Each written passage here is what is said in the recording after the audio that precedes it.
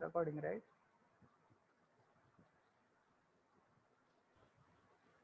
And one Recording. more thing, if you have any doubt, you can drop your doubt in chat box. Okay, I think you know how to drop message in chat box, I guess. Yes, Okay, sir, we know. yeah, we'll start with the overview. See, for this semester, you have one internship, right? Internship is there. So internship is nothing but it is like a mini research. So in internship, you have to prepare report, right? You have to do minor research. You have to go under the companies and where you have to collect data. And after collecting data, after working under some companies, you have to prepare report. And there are some techniques which helps to analyze your data, or it is a systematic way of presenting that report. So while presenting or while analyzing your data, you need some techniques or you need some methods. As you know that the famous method, that percentage method, all of you know that the percentage method. For example, you are going doing a research under the topic called consumer behavior towards um, any first consumer goods, like take Lifebuoy. You want to know how many consumers are using in India, how many consumers are using Lifebuoy. So you may collect data. So the first method of presenting that research is a simple percentage method. That means 70% of the people in India are using Lifebuoy, or 30% are not using. So that is the simplest method of presenting your data. So there are many advanced techniques are there which helps presenting data which cannot be explained in percentage method. For example, if you want to present data like how many male and how many female are using Lifebuoy, which comes under age group of between 25 to 30. So at that time, just a minute. Yeah, at that time you cannot present it in the way of percentage. You cannot present it in the way of percentage. So there are some methods like mean, median, or if you mean, median, or mode. So these are some techniques. And one more, so that is the way of presenting your data. And one more, you have, if you have some assumption, like the assumption is like Lifebuoy soaps are used by females. That is the preconceived notion, or you can call it as assumption. So if you want to test that assumption, whether this assumption is right or wrong, you want to do hypothesis testing. So that assumption is called hypothesis. Just assumption by the general public, but you want to test it whether that statement is correct or right, wrong. So at that time, you have to test that hypothesis by using various techniques. So that techniques we are going to discuss under this chapter or under this subject. So this subject is called business research methods. So that is limited. Actually, business research method is limited. The broader concept is research. The first broader concept is research. So under that, under research, we can classify into science research, we can classify into business research, or we can classify into some other area of research. So here in business, why it is called business research? Because the output of research can be used for the business purpose. Whatever we get output, or whatever the result, or whatever the findings we get, we can use it or we can apply it for our business. So that's why it is called business research method. Or simple word, the research conducted while doing business. For example, if you want to start business in Konaje, if you want to start a business like I want to start sports brands or sports product in Konaje, because there are students are there, but you want to know which product or which brand is much preferable in Mangalore University. You cannot sell all brand. You cannot sell all brand of products. So you want to know which particular brand. For example, Reebok is there and some other brands are there. So you want to know out of various brands available in the market, which brands are highly preferable by the student. So at that time, you can conduct a research. So that is called market research actually. That is called market research. Before starting business, you want to know which brand is more preferable in the students. So you can either you can conduct a direct interview with the students, or you can prepare questionnaires, or there are many other methods to conduct and or to collect the data. So that also be discussed in this subject. So that is called business research. So here, why it is called business research methods? Actually, methods means that I explained that already. That methods means the techniques. So what are the techniques we can use to analyze the data or to collect the data and to present? First comes how we can collect the data. What are the methods to collect the data? Data is nothing but information. How we can collect information, or how we can analyze or interpret that collected data. And later on, we have how we can present it in systematic way. So there are standard ways there to collect data and to present the data. We cannot present it as it comes. We have to analyze and we have to present it in proper way. So that methods are discussed, or that methods are explained in this subject. See that third semester business research methods. So total 5 hours are there. We'll go for first unit. I think it's audible, right? Anyone can confirm me? Yes, sir, it's audible. Audible, right? Yeah, I'll go. Yes, sir. See that total you have 5 units. You have total 5 units. So the first unit comes. The first unit comes the introduction part. The first unit comes introduction of business research. So in this chapter, we'll discuss what do you mean by research, what do you mean by research, and the scope of research and types of research, and then theory building. Theory building is nothing but we conduct research. First, we conduct research. After that, we convert into theory. You may know that the famous theory in HRM, Maslow's theory. I think you know that Maslow's theory is like that. It is also research. First, it was the research, then it converted into theory. Once it is approved by all over world, all over the places, then it is converted into famous theory. So that is called theory building. First it is research, then it is converted into conceptual. So it becomes theory. So that is called theory building. How one research can be converted into theory building, and then what is the research process? That is very important. Now you are doing internship, right? So you have to know what is the process of internship. What are the steps you need to take while conducting an internship or while presenting research.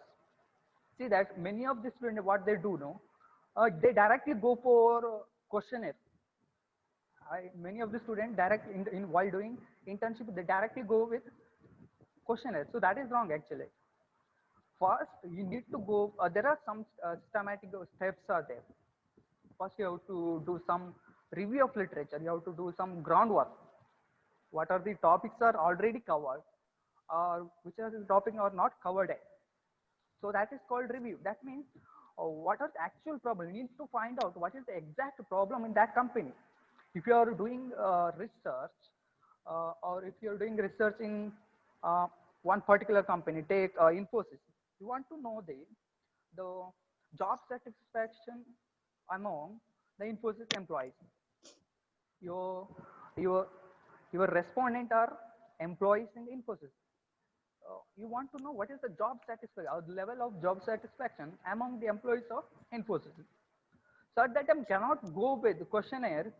You cannot go with questionnaire to cannot go with questionnaire and distribute to the employees, because who knows if already somebody did research in that field. So at that time, your research becomes useless. So therefore, you have to know whether in this field, whether it is already done. If it is done, no problem. If it is done, whether whether he covered some of the aspects. You may see same topic. You can conduct same topic, but with taking some different variables. For example, he conducted research on a level of job satisfaction by giving monetary rewards. Only monetary rewards. Monetary rewards means salary. So salary or bonus, the rewards given in the form of money. So that is called monetary reward. He conduct somebody, Mr. X is conducted research to know the level of job satisfaction among the employees of Infosys by taking monetary rewards only. Now you are doing level of job satisfaction among Infosys employees by taking non-monetary rewards. That is possible. That is you can do because the variable is different. Even though the topic is same, but you are taking the variable is different. So therefore, you have to find out what is exactly the research gap. You cannot do by taking any topic. First, find out what are the researches already done in that field, and what is exactly the research gap. You have to show what is the research gap, and then you have to continue to the that have to conduct go for data collection. So that explained under this one research process. What are the steps involved in research, conducting research? So there are some standard steps are explaining under this topic. So one of the main first step is the problem definition. See that problem definition is nothing but you have to identify what are exactly the problem. So here, or in simple term, you say that title, selection of title. If you are doing internship, what is the title for the internship? So that is called problem identification. Actually, it is called problem identification because in business, what is the exact problem? If there is labor turnover in company, if there is labor turnover, you have to find out what is the reason for labor turnover. So that is the problem. That is the problem. You have to find out the reason, and you have to suggest suggestion. You have to give suggestion to the company. This is the problem for high labor turnover in your company. So you can take such measures which can prevent labor turnover. So that is the duty of researcher. You cannot just simply say this is the problem. You have to give suggestion. That is the root cause for the conducting research. If you are just identifying the problem, is nothing big matter. You have to give suggestion or you have to give solution by conducting research. That is also in systematic or scientific way. So that is called problem identification or problem definition. You have to define what exactly the problem, research problem, we call it research problem, or in simple objectives. And discovery. And exploratory research, as I said, in research there are different types of research are there. So we call descriptive research, and there are exploratory research and explanatory research. See, descriptive research means you are explaining what is the problem. Just you are answering for the what, question of what exactly the problem. So that is called descriptive. It explains the nature of the problem. So this is happened. For example, there are 70% of labor turnover in every year. So that is the problem. You are explaining in what exactly the problem. But in exploratory, you are answering the question not only for what, but also for why. So what is exactly problem? Labor turnover. Why it is you have to explain what is the reason or why there is high labor turnover in the company. So that is called exploratory. In descriptive, you are answering for only what, but in exploratory, you are answering for both what and why. So that is called exploratory.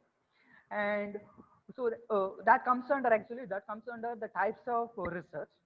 We are going to discuss what are the various types of research.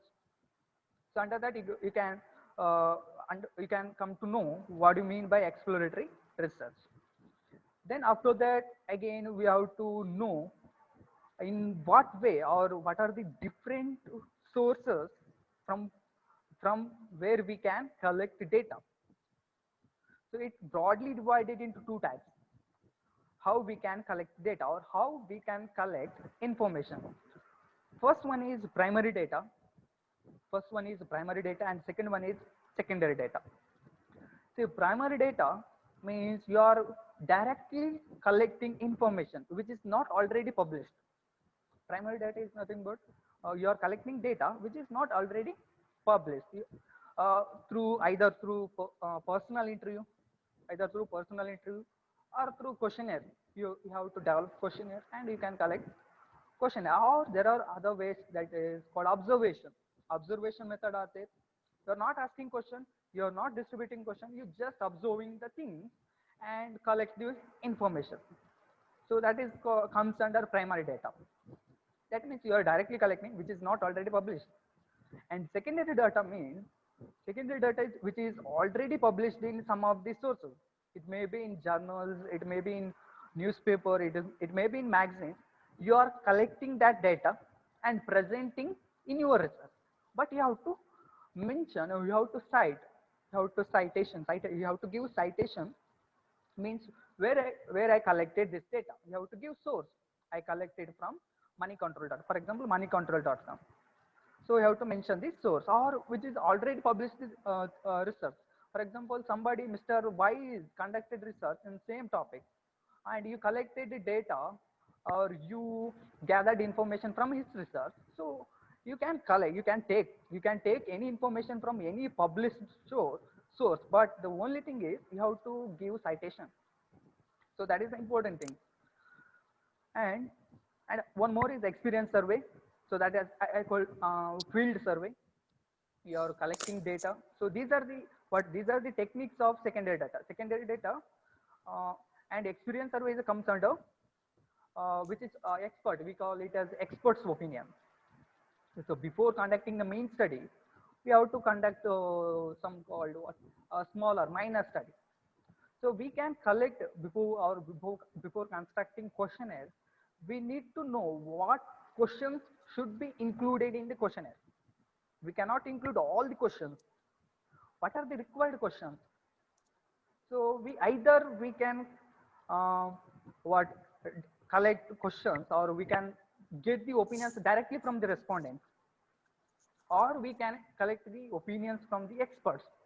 So that is called experience survey. So what questions should be included in the questionnaire? And next concept is pilot testing, testing or pilot study. As I said, so before conducting the main study, and we want to know the reliability of the questionnaire, whether our questionnaire is directly understandable to the audience or the respondent. We want to know, or we want to check the reliability of that questionnaire, whether it is easily readable or whether it is convenient our objective. So for example, my population is 1 lakh people, 1 lakh, for example, I want to conduct research in Mangalore University. So in Mangalore University, students, there are 3,000 students are there, total 3,000 students. So I cannot conduct research only to full 3,000 students. So what I do, I select some samples. For example, again, 300 is my sample. 300 students are my sample. I cannot conduct research on 3,000. So I select some part of population, that is called sampling. I select some part of population and I want to distribute 300 questionnaires. But before distributing 300 questionnaire to respondent, we want to check that reliability of that questionnaire. So you can distribute questionnaire to 5 students or 10 students, whether it is readable to the student, whether it is reached to the student. So that is called pre-testing. Pre-testing is conducted for the purpose of to know the reliability of the questionnaire. It will not be used for the analysis of data. It will not, it will, somebody is allowed. Please mute your audio, okay, everyone.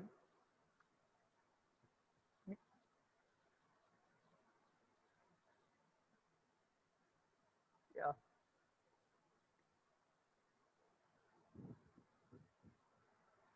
Okay, before conducting main study, you want to know or you have to check the reliability of the questionnaire. So therefore, you can conduct research by taking 5 students or by taking 10 students, and you can check the response of the that 10 students whether it is perfect. Then you can go for main study. Otherwise it will be the waste of time and money. And next one, pre-testing and research questions, research objective. So these are all explained in the first chapter.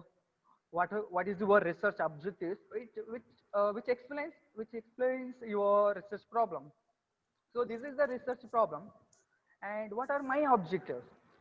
What are my, so it may be you cannot cover all the aspects of problems. You cannot cover all the aspects of problem. So, but you can cover some aspect of the problem. Therefore, you have to state what is my objective of study. So, I am focusing. These are the problems. Actually, these are the problems. There are so many problems, but I am focusing only 2 problems. So, this is my objective of the study. So, that is called research objective. And yeah, research design. Next concept is research design or design of the research. Design of the research is nothing but is the blueprint of your internship or the project or research. Blueprint means how you have to explain how I conduct, uh, how I collect data, or how I select samples, and how I am going to explain my data or analyze the data, and what are the techniques I will use in my analysis part. So that should be explained in the research design. What are the methods? What type of research is mine? Like descriptive, exploratory, or explanatory. So these are, you have to explain this. This research design explains the way of conducting research. Who are my population and how many samples I am going to take for my research. So there are many techniques are there, and you have to explain this method I am used for selection of samples. So that is called research design, design of your research. And see, next thing is sampling design, which comes under research design. Research design is a broader concept, and sampling design is a narrow concept. So in research design, which explains everything, in sampling design, you are explaining about everything about sample. Everything about sampling. A sample means, for example, in the previous example, for example, in Mangalore University, there are 3,000 students are there. So out of 3,000 students, I cannot conduct uh, research on every student, 3,000 students. So I'm going to take some samples, 300. Again, you cannot take randomly like 100. It is wrong. Some students are taking for research or your project or internship. I'll take 50. I'll take 100. Actually, that is wrong. You cannot take such random number or such some people 10%. That is also wrong. So there are some techniques for selection of sample size. That is depending upon your population. For example, if your population is 1 lakh, if you take sample size only 50, whether it is generalized the whole population? No. So that is very small when compared to the whole population. So therefore, the sample size is purely depend on the size of the population. uh, Many students, they will always take 100 or 50. That is actually wrong. You have to use formula for the selection of sample size and go for uh, data collection. So that is explained under sampling design. In sampling design, one is the way of selection of sample size, and the second one is the sampling techniques. Again, you decided the number of samples is 300 by using formula. You use M1 formula and find out that we need 300 samples for my research. So you selected 300, but how this 300 is going to select? Because in Mangalore University there are various departments are there. So commerce department is there, and science department and art student. And for example, you are conducting your commerce student, so it should not be biased. For example, your sample size is 300. If you are collect data only from commerce student, because you know that they are your friends and which is convenient. So that is actually wrong. You cannot collect data only from your friends or relatives, or friend or commerce department only. So that become biased. So you have to cover all the fields, and you have to cover all the area. You have to cover all the students, but you cannot collect all the students from all the way. Therefore, you have to decide how many number of students need from commerce department, and how many students are required from science department, and how many students from humanity. So that is called sampling technique. So that sampling techniques can be divided. That can be, so these all these concepts we'll discuss later. This is just overview. I'm giving just overview. So here in sampling technique, we can broadly divide it into two. One is probability. See, there are one is probability and non-probability sampling. The probability means you're taking probable. I want 10% from commerce student and 20% from science student. If you are fixing some reservation or some quota or some percentage on samples, so that is called probability. You are using some strategy. You are using some under probability. Again, there are various types of probability sampling techniques are there. We are going to discuss that. So now just understand what you mean by probability. Probability means while selecting your sample, you are fixing some what criteria. You are fixing some criteria. So out of 300, I want 100 students from commerce student and 100 students from science, and remaining 100 from humanity. So that is called probability. You are fixing some percentage. And non-probability means, which is we are not fixing any, you are selecting samples randomly. You are selecting samples randomly, so that is called non-probability sampling technique. Again, there are under non-probability also you are going to discuss many types. So what are the probability sampling techniques, and what are the non-probability sampling techniques, and when we have to use probability sampling techniques and non-probability sampling techniques. And next, measurement and attitude scaling. So this concept comes after collecting data. After collecting data, you have to measure, or how to, the very question is how to measure the data. See, some of the concepts you can directly collect the data from in numbers. So some of the data you can collect directly from through numbers, like it is called quantitative data, which is called quantitative data. For example, I want to know what is the income level of the rural people, income level, which you can collect in the form of numbers, like below 20,000, 20,000 to 50,000, or 50,000 to 50,000 and above. So you can categorize and you can ask with the respondents. So that is the quantitative data, or height of the student or weight of the student. So these data or these information you can collect directly in numbers, numeric. So that is called quantitative data. But some of the questions or some of the variables we cannot collect in the form of numbers. For example, I want to know the honest level of the students, honest level of the student. So we cannot collect it in the form of number.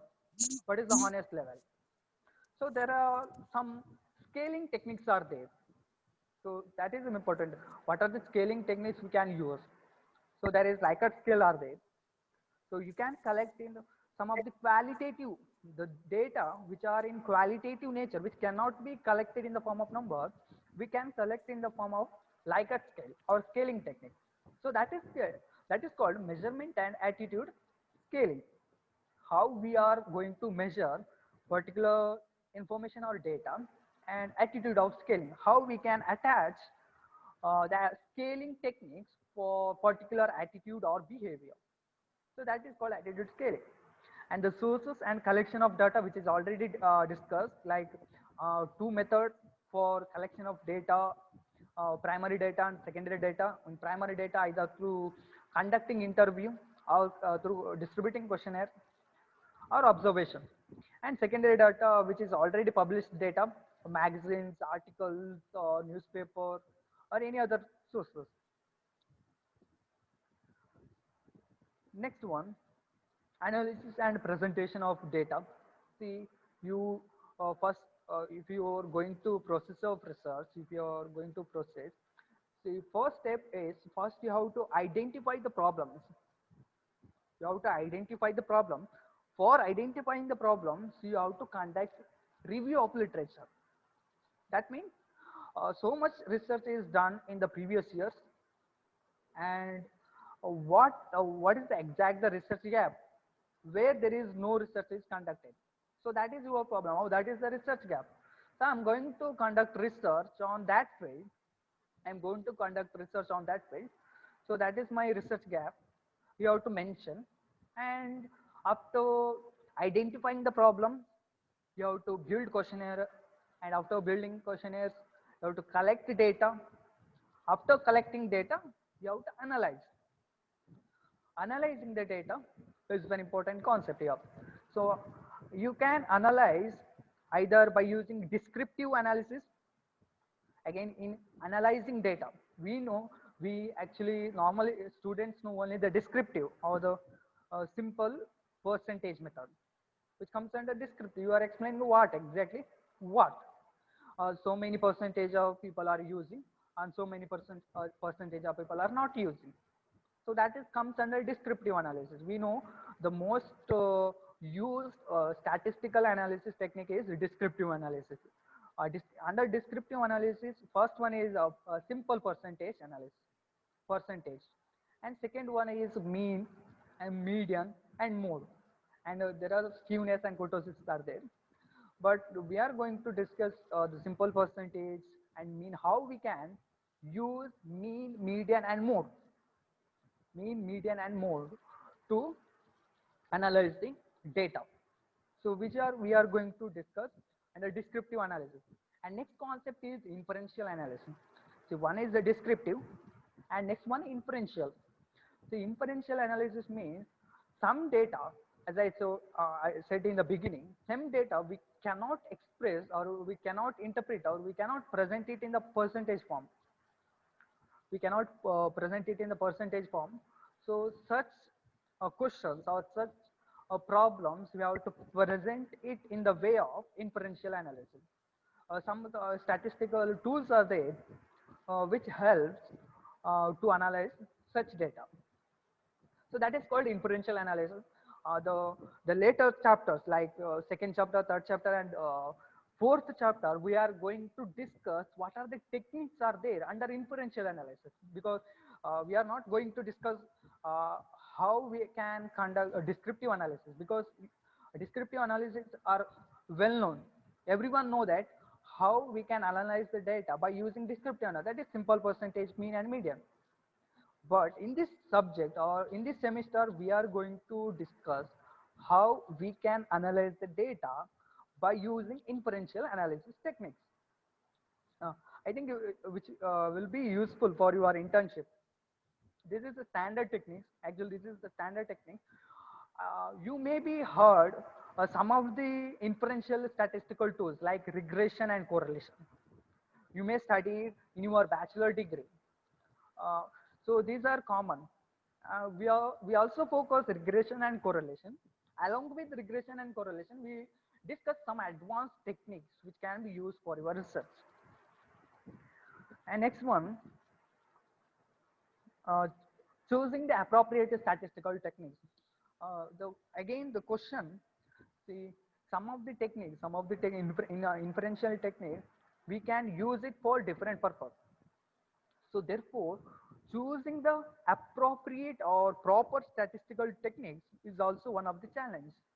We cannot, for one take example, the chi-square test is there. Chi-square tests are used to know the significance difference between the categories, categorical data. So there are some assumptions are there before using chi-square test. There are some assumptions are there. So you have to know when I can use chi-square test. You cannot use chi-square test all data. So therefore, there are some assumptions, there are some conditions are there which tells us when you can use chi-square test. So that is why choosing the appropriate, what are the criteria for selection of particular statistical tools we are going to discuss. And next, next concept is univariate statistical analysis, bivariate and multivariate. See, in variable is nothing but questions. For example, the one question is gender. What is your gender? So how many? Uh, what is the gender? Gender male and female. Male and female gender. You want to know. Uh, you want to know the level of awareness among the male and female. What is the level of, for example, take a Zoom app is there. What is the level of awareness about Zoom app among male and female?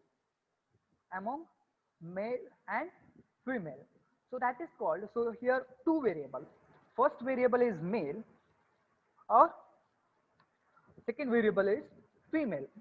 So when the variable is 2, if you are analyzing the data of two variables, so that is called bivariate data. Just if you are analyzing just by taking gender, I want to know what is the level of awareness among the students, only just students. I'm not taking a male and female. I'm analyzing the data only among the gender. Sorry, only gender or only student. So that is called, if you are taking only students, so only one variable. So that is called univariate, univariate analysis. And what are the techniques are available to analyze the univariable or single variable? So that comes under univariate statistical analysis. That is concept only. That means concept only means only theory. And bivariate analysis means, again, take one more example. I want to know the level of awareness gender between male and female, as well as between different income level, gender as well as different income level. Here two variable, one is gender, the other variable is income. So if you are analyzing the data by taking two variables, so that is called bivariate. Multivariated analysis means if you are taking, while analyzing the data, more than two variables, then it is called multivariate. So in the first unit, we are going to discuss the theoretical or the conceptual meaning of univariate statistical analysis, bivariate statistical analysis, and multivariated statistical analysis. And next one is interpretation. You collected data, you analyze. Yeah, analyzing the data is different and interpretation is different. Analyzing is different and interpretation is different. Analyzing means, for example, 70% of the students are aware of using, or 70% are know about Zoom app. 70% know about Zoom app, and 30% are know about, that is analyzing. Interpretation, how you write and what conclusion you draw from that result. So that is called interpretation. uh, See, in project or in your internship report, you have to write both analysis and interpretation. Analysis, some students write only analysis. Actually, that is, analysis is not enough. Analysis is not enough. You cannot write just 70% are know about Zoom app and 30% are not aware of Zoom app. That is not enough. Actually, that is not enough for good research. If you want qualitative research, then you have to interpret in your own way. What is the conclusion? So that is the result from data collection. What is your mind? What is your application of mind is also important. What conclusion you are drawing from that result? So that is called interpretation. So what is the interpretation you are going to write for particular research? So that is called interpretation for research. And then next one, after you collected data and you present it, you analyze, you write interpretation. And last concept is you have to write a research report. Research report is nothing but you are preparing book. You have to submit one book. So that is called research report. While submitting research report, there are some standard techniques like the first chapter, second chapter, third chapter, and fourth chapter. The first chapter should be introduction, and second chapter should be review of literature. Third chapter, it depends. Third chapter, conceptual framework, and fourth chapter, data analysis and interpretation, and fifth chapter, your findings, suggestion, conclusion.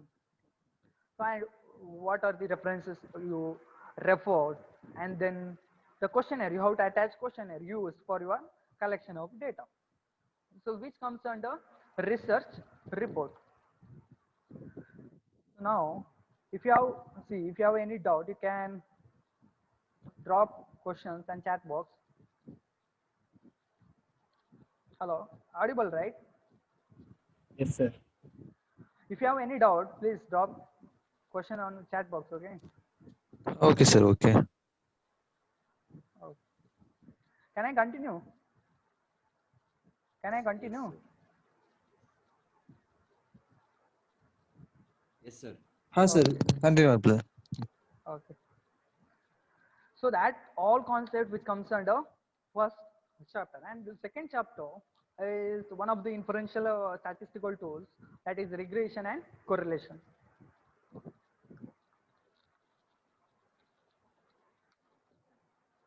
See, regression and correlation.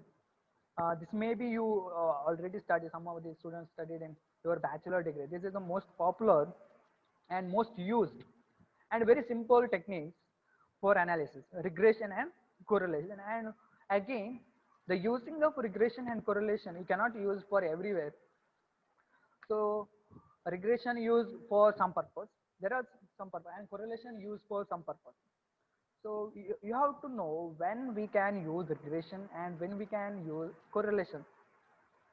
And there are some of the types or some of the different methods under regression, and some of the different methods under correlation are there. So what are the different types of regression and what are the different types of correlation? So we have to discuss. So in this unit, in the second unit, we are going to discuss the meaning of regression analysis and the types of regression, that is linear and non-linear regression, and regression equation and lines of regression, then estimation,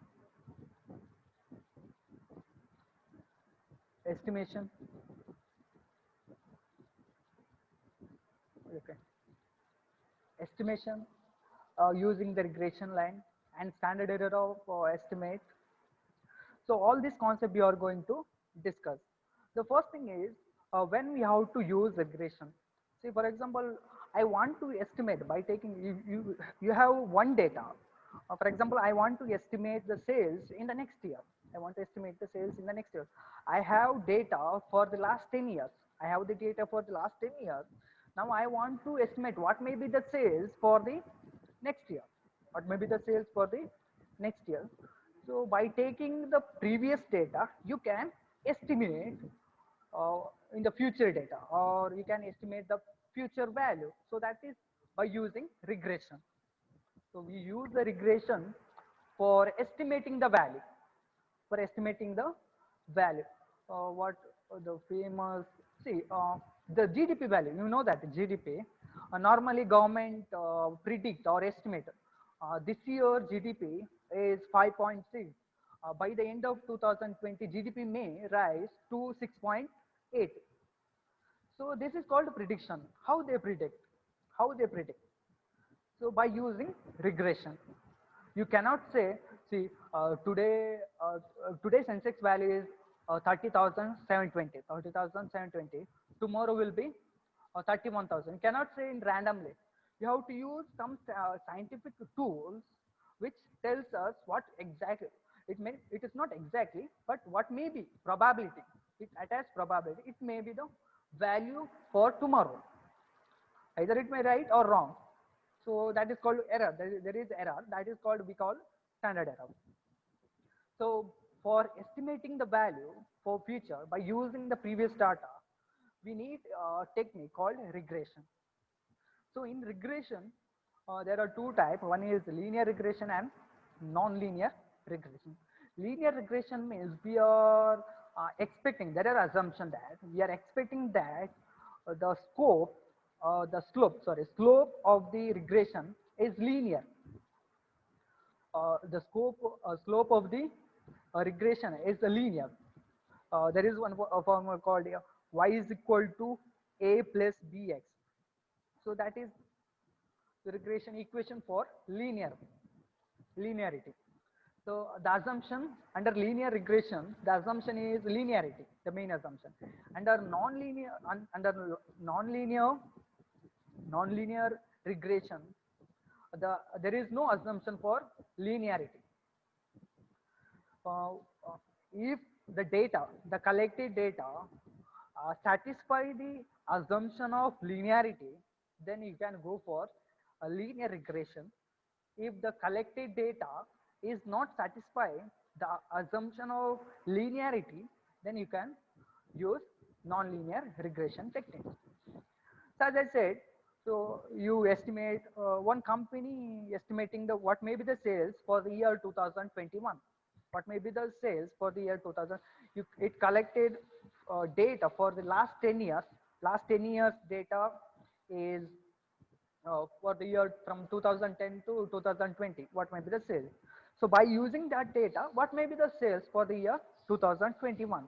For example, it shows, the results show in the next year the sales will be 500 million, $500 million. It shows $500 million in the next year. But if you in the year 2021, the actual sales, this is the estimated sales, the actual sales may be more or less, or exact, more or less from the estimated value. You estimated that in the year 2021, the sales will be $500 million. But due to some, for example, due to Corona, the sales may be decreased, so 300. So uh, there is chance that sales may decrease. So actual sales is 300, but the estimated sales is 500. The difference, that difference is called error. So you cannot say that just by one exact value. While estimating, you cannot say that only one value, 500 million. So that is not exact value, that is estimated value. So when you are giving the estimated value, you have to give the standard error. So what exactly standard error tells?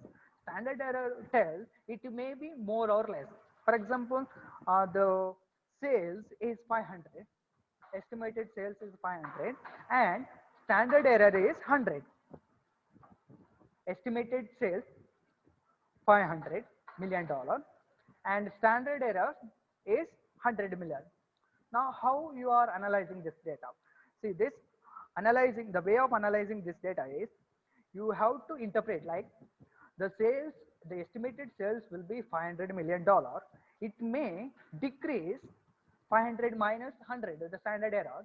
It may decrease to $400 million, or there is a chance to increase the sales to 500 plus 100 to $600 million. So this standard error gives the lower value and upper value, the lower limit and upper limit. So that it gives the limit. So that is the use of standard error of estimate. So while estimating the value or while using regression, you have to find out what is the estimated value, and also you have to state the standard error of estimate. The simple regression value is not enough. You have to state what is the standard error of particular value. And next one, multiple regression analysis. Again, see, in the previous example I said sales, only one variable, so that is called simple regression. Simple regression means you are using only one value. I took only sales, so that is a simple regression. And there is also called as multiple regression. Multiple regression, see, the value of the sales is value of the sales is depend on the amount of expenditure spent, the amount of or the amount spent on the amount spent on advertisement, and also the price level of the product. What is the price level of the product? And sales. Now you are taking three variables. One is advertisement expense, what is the amount spent, and what is the amount spent on advertisement. So that is also important factor which stimulates the sales, which increase or decrease the sales. If you are not doing enough advertisement, you cannot you cannot reach your sales. So the amount spent on sales also important factor which influence the sales.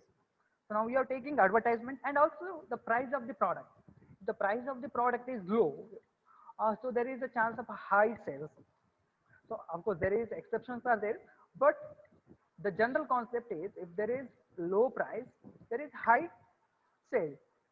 So now you are taking total three variables. Out of three variables, one is dependent and two is independent variable. One is dependent which is dependent? Sales. Sales is dependent on advertisement expense and the price of the product. So if the advertisement expense increase, the sales also increase. If the price of the product low, then the sales increase. So now you are estimating the amount of sales in the next year by taking two more independent variables. So that is called multiple regression. You can use more than two. You can use 5 variables. You can use more than 5. So that is called multiple regression. And how to estimate the value by using multiple regression we are going to discuss under this unit. And next one, correlation. You know, see, use of regression. Regression is used for estimating the value, but the correlation. Next is correlation. Important concept is before using regression. Before using regression, you have to check the correlation between the two variables. For example, take the previous example. I said advertisement expense, price, and sales. First, you have to check whether these values correlated each other. Whether these values correlated each other. Then only you can use regression. Take one more example. Sales of a particular product, and take one is which is not related to the product. Okay, newspaper, the selling of newspaper. The product is take book. Book is your product, and what is the sales of the books and newspaper selling. So per year, what is the newspaper selling? These two variables, why I am giving this example, because these two variables are not related to each other. See, by using these two variables, you cannot estimate what may be the sales of the book in the next year, because there is no relation between sales of the books and sales of the newspaper. Of course, you get the data. Data is there, but you cannot estimate. So therefore, first you have to check correlation, and there should be a logical correlation. There should be a logical correlation. The students admitted to the schools and stock market index. You cannot estimate. You cannot take these two values for regression, because these two values are not correlated each other. So there should be first one. There should be a logical correlation. And next one is you have to prove scientifically. You have to find out what is the correlation value between this value. If there is correlation, then you can estimate by using these two values. So therefore, first you have to discuss how to find out correlation, and then you have to go for regression. So under correlation, we are going to discuss what meaning of correlation and the types of correlation. Again, in correlation also, simple correlation and multiple correlations are there. And what are the methods? What are the methods to identify the correlation between the two variables? What are the methods? See, there are different methods are there. One is scatter diagram. One is scatter diagram method, and other one is graphic method. Scatter diagram method means in diagram you are plotting the values. So just plotting the values. You may see in some of the graphs or some of the chart just dot dot. So by looking at the dots, you can just observation. By looking at the dots, you can say whether there is a correlation between the values just by looking at the values. Actually, it is not scientific. It is not scientific. It does not give an exact value. It does not give exact value, but it is the easiest way. Just by looking at the dot, you can say whether it is a correlation or not. And graphical method means you are using a line graphs. By using line graph, for example, the line of sales, line of the sales, and line of the advertisement expense. If that lines go together, you can conclude that there is a positive correlation between two values. If the parallel, if there is parallel line between sales and advertisement, you can conclude that there is a positive correlation. If it is goes reverse, that means when sales increase, advertisement decrease. So you can conclude that there is a negative correlation between the variables. So that is by using graphical method. And one more, which is a most popular method, that is Karl Pearson coefficient of correlation. So under Karl Pearson coefficient of correlation, we use his formula, and we find the values. So his formula or his method we can use for group data, or you can use for single data. Single data means, for example, sale 10,000, 20,000, 30,000, 50,000. These are the single data. And group data means you are grouping the variables, like sales below 10,000, between 10,000 to 20,000, and 20,000 to 50,000, 50,000 above. You are grouping the data. And how we can find out the correlation value for this group data? What are the formula? And next one is squares methods of, or least square method square. Sorry, least square method of correlation. Least square means you're reducing the values. For example, the sales is in lakh, 10 lakh, 70 lakh. So the value, if the value is huge, we have to reduce the value, the size of the value. It does not affect the value of correlation. It does not affect the value of the correlation. Just we are, for the sake of our calculation, we are just reducing the size of the actual value, and we calculate the correlation. So that correlation represents the actual data. So that is called what? By using least square methods of correlation. And next one, correlation is used to also for rank data. Rank data means, for example, you have 5 subjects. So we have you have 5 teachers. 5 teachers can assign ranks for each student. Now we are checking what is the correlation between the ranks given by the each teacher for 28 students. 28 students are there, and 5 teachers assigning ranks for each student. And I want to check the correlation between the ranks given by the teachers, whether there is correlation. Because if I give first rank for the first student, but the second teacher gives 28 rank for the first student, so there is no correlation.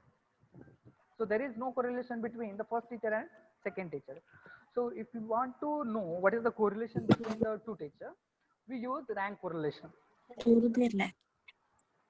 Please mute your audio.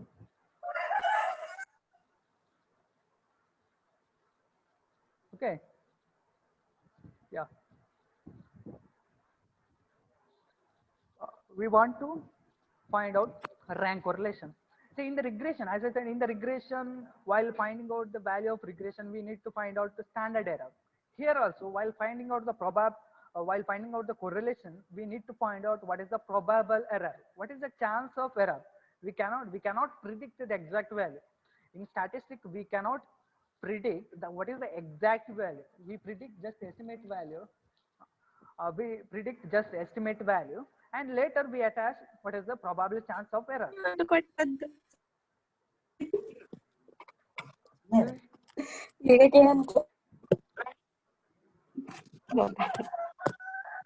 Bhavyashri, mute your audio. ನಾನಲ್ಲ mute ಅಂತ ಓದ್ತಿದ್ದೆ ಮಾತಾಡೋದು ಕೇಳ್ತಿತ್ತು ಅವರಿಗೆ ಈಗ ಕೇಳ್ತು. Bhavyashri.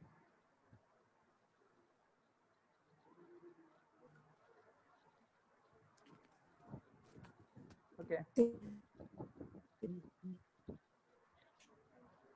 See, probable error of correlation. We use, right, we cannot predict the exact value of correlation. So therefore we attach the error. There is a chance of or lower limit or upper limit. So that is called probable error of correlation. And how we can interpret that value is called interpreting the coefficient of correlation. Again, in correlation also there is simple correlation and multiple correlation. If you are taking only two variables for correlation, that is called simple correlation. If you are taking sales and advertisement expense, only two variables, so that is called simple correlation. If you are using more than two variables, so that is called multiple correlation. And what is the determination, and what is the difference between, see, what is the difference between correlation and correlation and regression? What is the difference between correlation? See, the main difference is correlation is used for to find out the relationship between the two variables, but regression are used to estimate the value. And in correlation which does not explain the cause, what is the cause for the relation, but in regression which explains the cause and effect, so that is the main difference. But we'll discuss in the future classes about details what are the difference between correlation and regression. I think we can stop here. The time is 12:15. We started at 11:10. I hope so much you understand. Now, if you have any doubt, please put question on the chat box. Hello, audible, right?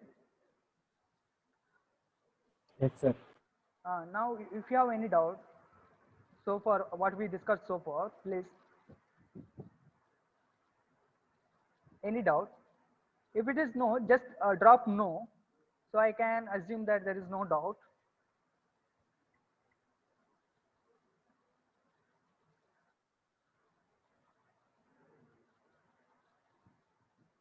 So if you have any doubt, please drop. If there is no doubt also, please drop no.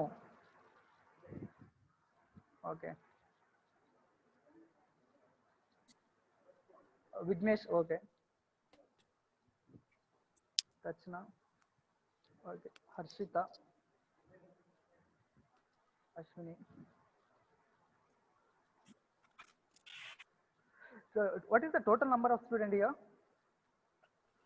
15, sir. 15, total 15, okay. Out of 15, 12 members, okay. Only 3, right? Yes, sir. Network issues. Okay. Video is recorded, right? It's showing? Yeah, it's recording, sir. Recording, right? Okay. I will forward to Yes. someone. Please share with those students who are not attending the support. Okay, sir. Okay. Thank you. Is there any doubt? Can I wind up here? Yes, sir. Okay. I'll wind up. I assume there is no doubt. Okay, sir. Okay. Okay. Thank you. Thank you so much. No, sir. No. That's it. Thank you. Thank you, sir. Welcome, sir. Thank you so much, sir.